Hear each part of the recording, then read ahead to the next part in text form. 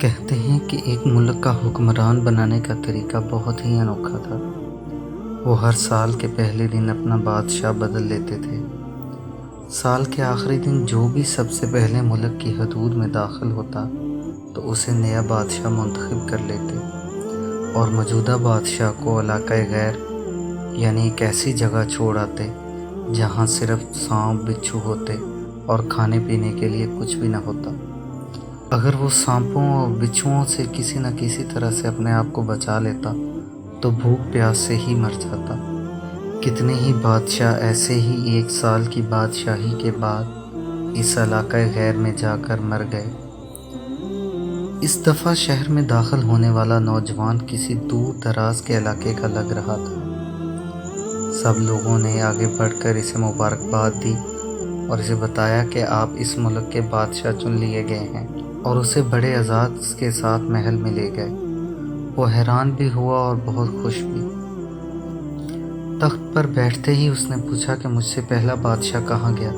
تو درباریوں نے اسے اس ملک کا قانون بتایا کہ ہر بادشاہ کو سال بعد جنگل میں چھوڑ دیا جاتا ہے اور نیا بادشاہ چن لیا جاتا ہے۔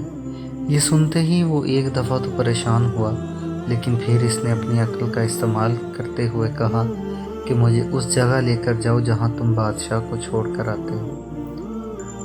درباریوں نے سپاہیوں کو ساتھ لیا اور بادشاہ سلامت کو وہ جگہ دکھانے جنگل میں لے گئے۔ بادشاہ نے اچھی طرح سے اس جنگل کا جائزہ لیا اور واپس آ گیا۔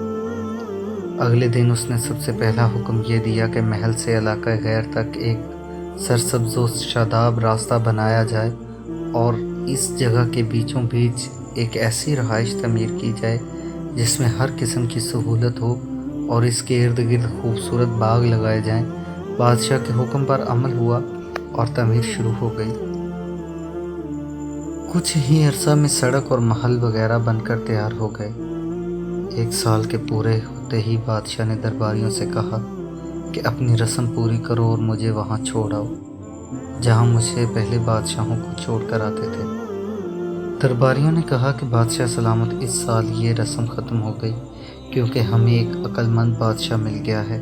وہاں تو ہم ان بے وقوف بادشاہوں کو چھوڑ کر آتے تھے جو 1 سال کی بادشاہی کے مزے ہی میں باقی کی زندگی کو بھول جاتے اور اپنے لیے کوئی انتظام نہ کرتے، لیکن آپ نے عقل مندی کا مظاہرہ کیا ہے کہ آنے والے وقت کا خیال رکھا اور عمدہ بندوبست فرما لیا۔ ہمیں ایسے ہی عقل مند بادشاہ کی ضرورت تھی۔ اب آپ آرام سے ساری زندگی ہم پر حکومت کریں۔ اس انوکھے ملک کا نام دنیا ہے اور وہ نیا بادشاہ میں اور آپ ہیں، اور علاقہ غیر ہماری قبر ہے۔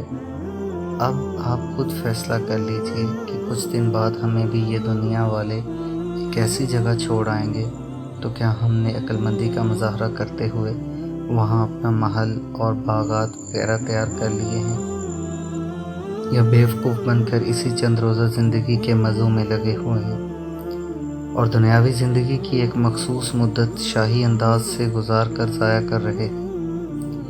ذرا سوچئے کہ آج ہمارے پاس ابھی بھی کرنے کے لیے بہت کچھ ہے، لیکن ایک وقت ایسا آئے گا کہ پھر پچھتانے کی مہلت بھی نہیں ملے گی۔ دعا ہے کہ اللہ ہم سب کو اپنی آخرت کی تیاری خوب سچی فکر کرنے کی ہمت اور توفیق عطا فرمائے، آمین۔ Please share to all and subscribe my channel A Voice.